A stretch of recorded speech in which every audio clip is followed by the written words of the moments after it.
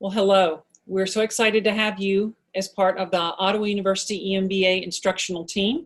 I'm Dr. Marylou DeWald, and I am the Dean of International Programs at Ottawa University. And probably the reason that you are here today is because 3 years ago, I was one of the instrumental individuals that started the EMBA program. We started originally in Arizona in 2016, followed by the site in Kansas in 2017, and our teaching site in Wisconsin in 2018.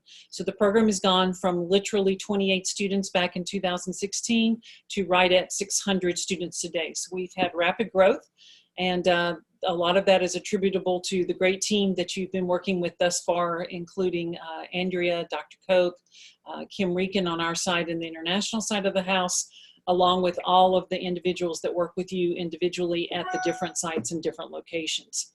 So what I want to talk to you a little bit today about is just to tell you what you're getting ready to get into from a sort of academic side of the house, looking basically at what the students are that are in this program, who they are, and then giving you just a little bit of background on why they are choosing and some of the stumbling blocks that you might run over when you are working with them.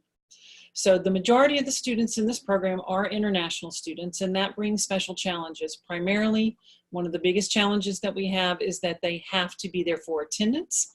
Dr. Koch is going to talk to you extensively about our attendance policy, but let me just suffice to say and reiterate that part of international's problem or issue is to ensure compliance with the federal government, that the students are actually where they're supposed to be, when they are supposed to be, and so your assistance with ensuring that they are complying with our attendance policy is critical.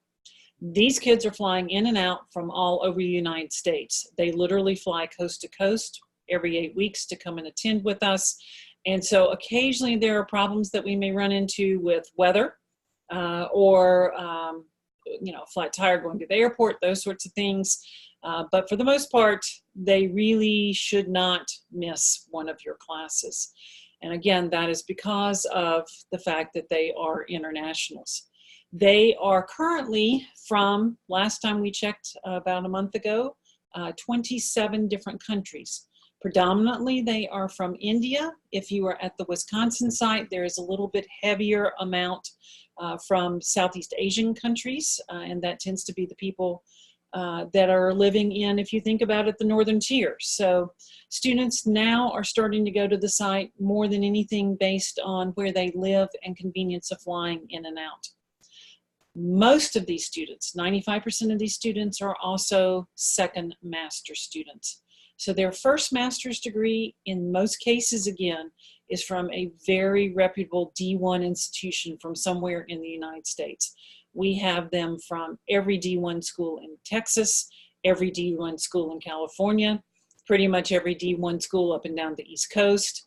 And then we have them from places like Harvard, Yale, MIT, ASU. For those of you in Arizona, we have an inordinately large number of students from Arizona State University now. But they are from big, big schools.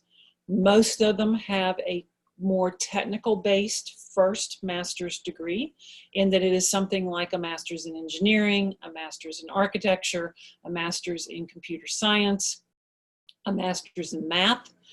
We've got masters in taxation, lots of different things. And what they have realized is that they have reached a level in their career where they actually are starting to be promoted, and suddenly what they realize that they don't have is essentially that management side of the house.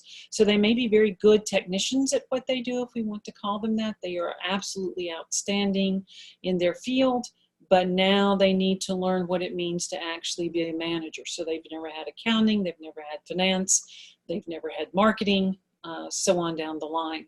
And for many of them, the reverse might be true. Those that have come with some sort of master's in finance, like I said, taxation, we do have some that already have an MBA, but most of the time it's in a very narrow or specified field, such as human resources. They've suddenly risen in the ranks to the point that they are now managing individuals in IT or computer science or data analytics or one of those sides of the house. And what they're missing is the other piece of the way that this program is put together.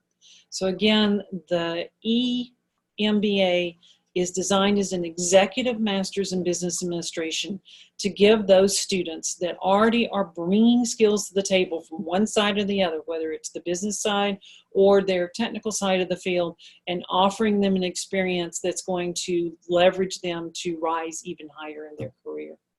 So last thing I want to talk about briefly is, what does that E piece of the puzzle mean? And so E stands for executive, and that stands for two different pieces. One is the modality itself, the fly-in, fly-out, intensive 8-week weekend.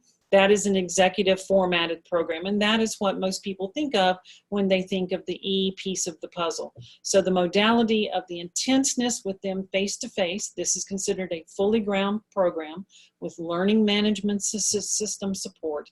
This is not online. Please do not use the word online. It is not an online program. We just use the Blackboard management system as a support. So that logistics piece of it is the executive piece of the puzzle from the way the program is designed. But then the other half of the E in the executive is what I've already described to you. It's the type of individual that is actually in this program. Most of them have second master's degrees. All of them have to be working in order to be in this program. And the jobs that they do have to be jobs that are related in one shape or form to one side or the other of their degree progress with us. And it has to be at a minimum of intermediate level. They need to have 3 to 5 years, ideally 5 to 7 years of work experience, and they do.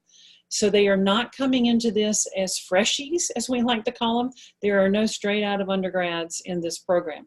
And if they only have a bachelor's degree, those individuals typically have 7 to 10 years of work experience, which equates, I think, very nicely with the fact that most of these kids have masters. The others have, they're much higher in their field. So we have 4 concentrations again. And the way the program works is that in each semester, there are 3 semesters in the term, spring, summer, and fall. At the beginning of each semester, the first 8 weeks, that is a core course, which is an MBA-related course. So that's accounting, finance, econ, or behavior, those sorts of things. The back half of every semester, the second 8 weeks in the semester, is a concentration course. And that, of course, is in one of the 4 concentrations that we offer: IT, business data analytics, healthcare management, and operational effectiveness. And so depending on which campus you're on, you may have all of those or only some of those concentrations being offered at this point in time. So I think you've gotten into a group that I think you will find very supportive. The other faculty are extremely supportive of each other in this program. I personally think we have an outstanding team on the international side of the house. I think you have an even better team on your resource side of the house working with the faculty. That's Andrea and her team. And then, of course, you've got wonderful sets of team members depending on which site and which location you'll be teaching with. So welcome to Ottawa. That's a little bit of the history of the program. That's a little bit about the students that you're getting ready to get with. And we're looking forward to you having a very successful career as one of the faculty in our executive MBA program.